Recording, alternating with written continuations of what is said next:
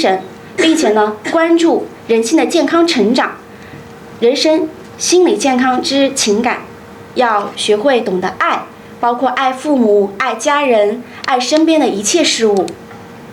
第三呢，我觉得它向我们展示了古人为学进坚、人生成长之道，告诫我们生命根基之所在。你看看，我们一起细想一下，《弟子规》教我们首先要懂得孝悌，懂得谨信，懂得仁爱，然后呢，学会与人交往。以上这些我们有所修养，或者说去懂得以后，然后你有什么余力才学文。所以就是说，其实包括现在可能这一部分呢，也就是我们现在的教育需要去慢慢去走的一条比较好的路线。第四一个，它呢为我们规定了伦理生活的基本范畴，为构建和谐、和睦、和乐的人际环境提供了依据。第五个就是为我们构建了人生的习惯和规矩所以才被誉为人生第一步，天下第一规。那么今天呢，我们重新倡导这篇经典童谣，也是力图呢借古人的智慧，为当代儿童的素质教育提供丰富的养分，培养一个礼仪道德之风，营造人的心的纯净，社会安定的温馨世界。那么像在物质文化的今天，其实古老的东西并不意味着过时，因为智慧和真理是永恒的。那么下面呢给大家稍微讲解一下里面一些比较容易混淆和那个读错的一些字音，大家可以把书本也拿出来一起来温故一下。冬则温，夏则庆，这个是我们第一章入则孝里面所提到的。那么这个庆字就是我们平时说清凉的清，少了一点水这是2点水。这个有时候像我们如果是在小学里面教授的时候，容易跟那个清字混淆，一般还是会稍微讲一下。这个庆就是凉爽的意思。冬则温，夏则庆，这句话还是很好理解的，是不是？冬天我们要为父母带去温暖，夏天呢要使它清凉。言语忍，忿自泯，这个泯就是要消灭丧失的意思。这是第2章出则悌里面的一句话。晨必冠，兼漱口。冠也就是我们平时早晨应该要洗脸洗手洗漱的意思。大家一起就是看这个上面一起看起来没关系便尿回，那么这个尿呢，它是一个多音字也读溺，溺爱的溺，同时呢它也同那个尿，就是我们经常要告诉小朋友什么，便后要洗手，折尽手，也就是立即就要去便尿回，折尽手，这个是连在一起的。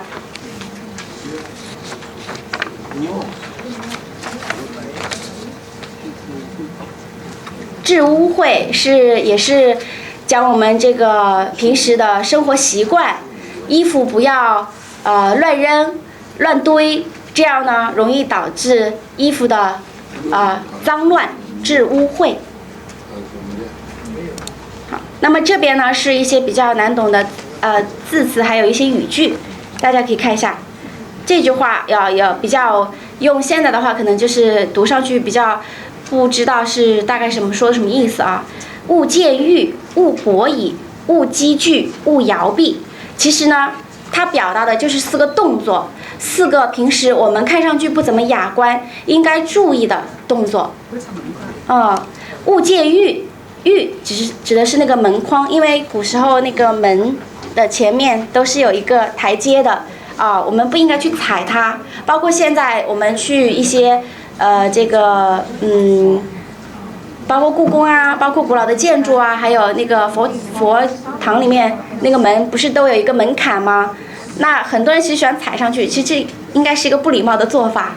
那下次我们知道以后呢，就应该是跨过去不要去踩门槛。勿见欲，勿跛倚。跛倚就是跛，我们都知道是吧？就是歪的。跛倚也是站不正的意思，倾斜的意思。也就是有点靠着呀，然后可能就是有时候说怎么站没站上，就是指这个一个情况，一个姿势。勿积聚，积呢，大家应该都知道，以前他们古人是用那个簸箕，那个簸箕是一个长口嘛，它只是用这个簸箕来形容人的坐姿，不应该是两腿坐着的时候不应该是这样张开的，因为这样对别人是一种非常不礼貌的一种动作。我们应该把双脚并拢，所以勿积聚。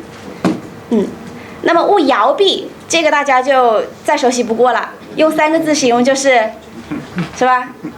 二郎腿，对，勿摇臂，也就是不要摇晃我们的这个大腿是二郎腿，不要量二郎腿，这样呢，在这个生人面前也是不太好看的，不太礼貌的。也就是这句话勿见欲，勿跛倚，勿积聚，勿摇臂。现在大家都应该记住这4个动作了哈，以后在生活当中能避免就避免。勿佞巧，也是我们后面章节里面提到过的。这个佞字呢，也就是巧言谄媚的意思。有些人喜欢阿谀奉承那么这样呢，我们也是应该去避免的。我们应该做一个真诚正直的人。《弟子规》当中还有一句话叫做“见人善，即思齐；纵去源，以见机”。那么这个机，因为它是用的这个足字旁的机，所以呢，可能跟它的字面意思会有一些差别。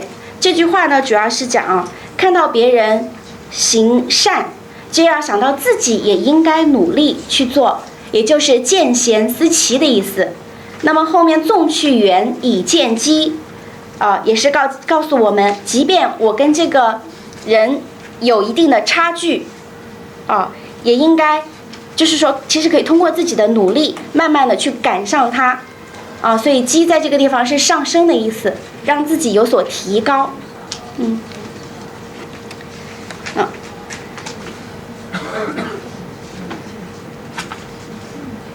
在后面的章节还有一句话叫做“己有能，勿自私；人所能，勿轻訾”。